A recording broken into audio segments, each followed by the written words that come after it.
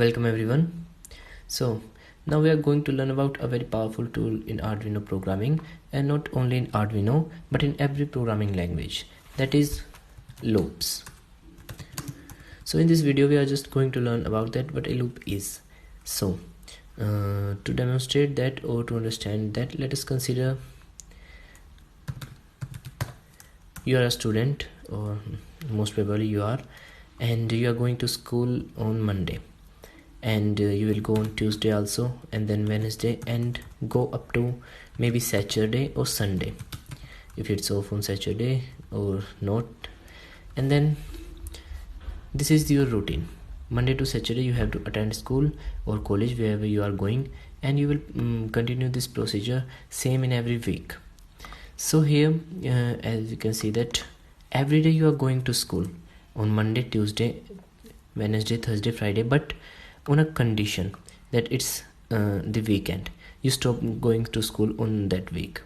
Similar in programming language we have loops. What does they mean? That if there is something you have to do repeated number of times, then you can use loops and provide us initialization condition and a final condition up to which it has to do that thing.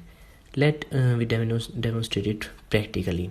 Like if I have to print number from 1 to 100, then I will write print 1, print 2, or let's take a more simple example, print 1 again and again 100 times.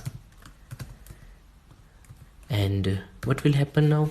I start to write this code again and again up to 100 times, and it will become very bulky and a complex code and takes a large space. So here it will be a messy one. So to avoid this hundreds of thousands of code of lines, there is a concept of loops. That's why I told you that it's a powerful tool in Arduino programming. So in loop we just write this hundreds of line in just a single block of line. Like if I take an example before telling you that what's for loop, like here I have for loop, which is a loop I have. Then I have some conditions that from 0, starting from 0, as I told you that index of every programming language start from 0, and then up to 100 times, which means that less than 100, and increasing the value by +1 every time. You have to print 1. So here you can see that I have 100 lines of print 1, and here I just have 2 lines. So these are loops when we have to perform a similar work but up to certain times. Then instead of writing the code up to that number, we just use 2 lines of codes to write that. And in Arduino programming, or in most of the programmings, we have 3 types of loop, that is for loop, while loop, and do while loop. And if I told you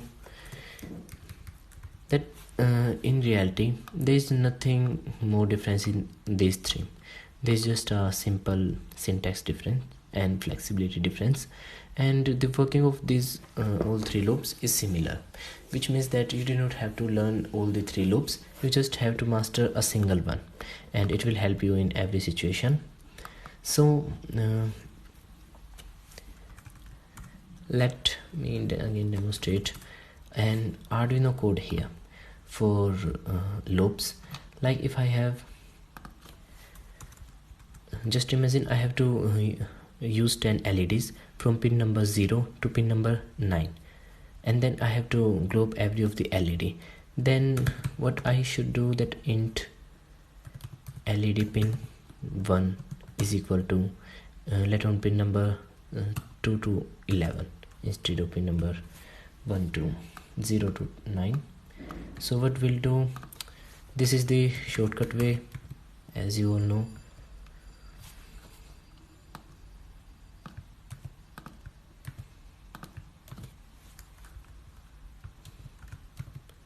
How many times this is? 3, and here 6, 7, 8, 9, and 10.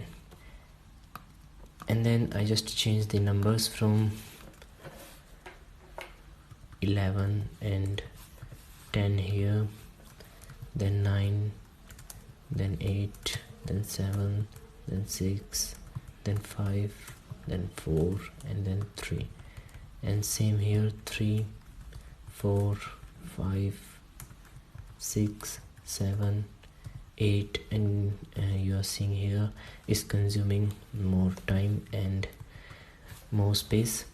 And now the next thing is that I have to use all these pin modes to define that they are the output. And after that, again in loop, I have to use all these LED pins to give them high or low, which minimum takes 10 lines of code here, and again 10 lines of code here, and then again 10 lines of code here.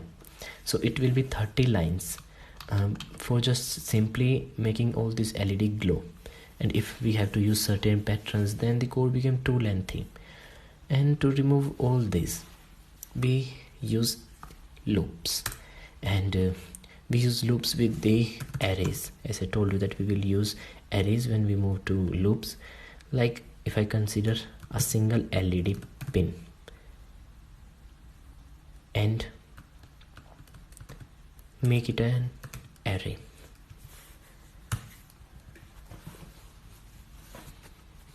And then just a single pin mode and define LED pin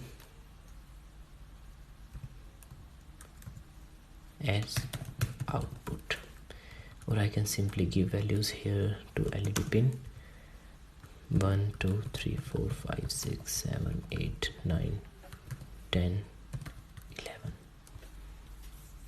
not one here. So this is the output. And then what I will do here is I will use a loop, like I am using 4 here, and then int I is equal to 0, and then I less than 12, I plus plus, and this syntax I will explain in next video when we will learn about the for loop. I just explaining you that how it makes the code simple. So now LED pin, and then use the array indexing, and here I, and then terminate the statement. Here as you can see that before this one we have 30 lines of code for that single making the LEDs on, and now here we have 1, 2, 3 and 4 lines of code. So as you can see here 30 lines reduced to 4 lines. And what will happen here, that this is the array that having pin number 2 to 11, and then I will provide that output.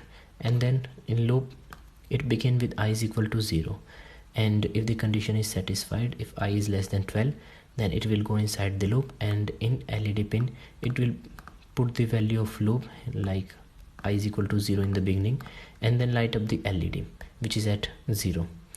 So here we have to use from 2 because we have taken the values from 2, and then it will again take the value 3, 4, 5, 6 because it will repeat the loop unless this condition get false.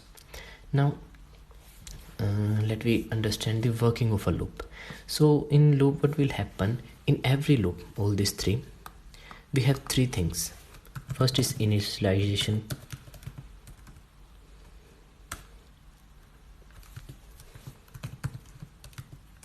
value, and then we have condition, and then we have incrementation. And on these 3 values the loop will work. And what happens in a loop is like I'm taking example of 4 again and again, then let me take again. What will happen, the first of all the program will see here that it's a for loop, then it will go inside the braces to check the value, and here we use parentheses to declare all the 3 values. And then here we will declare first of the initialization value, which is the starting point of our loop. Then with the semicolons we provide condition. The condition is anything like I plus 5 less than 23, or I can say I minus 5 greater than I minus 4 greater than 5, something like that. And then again semicolon to divide these three values in three different parts. And in third, we will provide increment or decrement based on what we have to take in our program. So I plus plus means that the value will increase by 1, and it means that it will decrement by 1. As we have seen in operators, these are increment and decrement operator. So this is a simple declaration about the conditions of a loop.